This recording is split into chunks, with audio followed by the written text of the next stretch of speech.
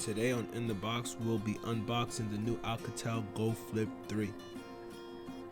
Now, I'm not a fan of flip phones myself, but if I were to purchase one, this might be the one that I go with.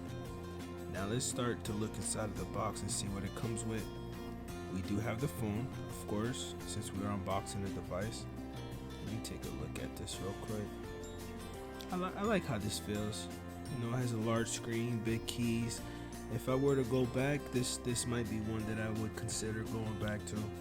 And I do believe you can connect these devices to Wi-Fi now, so they do have smartphone features, but they're not really smartphones. They have a sticker with instructions on here. Okay, let's move on. Now let's look under here and see what else they have in this box first. So we have your SIM card. Depending, of course, the carrier that you're with, you'll have that SIM card, and if you are buying an unlocked device, there may not be a SIM card in there. Let's see what else is in there.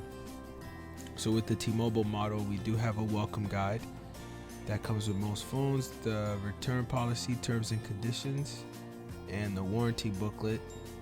Those are typically with every T-Mobile phone that you purchase brand new.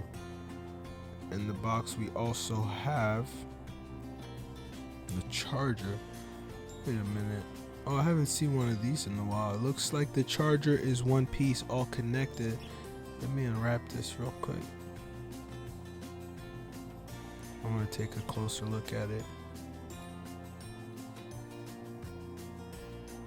Oh yeah, wow.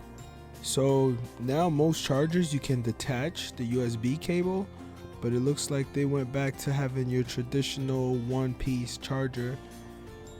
I mean, that's pretty cool, I guess. Now we also have the battery. So with flip phones, you can still remove the battery out of most of these. So this is pretty much it. Now, thanks for tuning in, and make sure you share and subscribe, guys.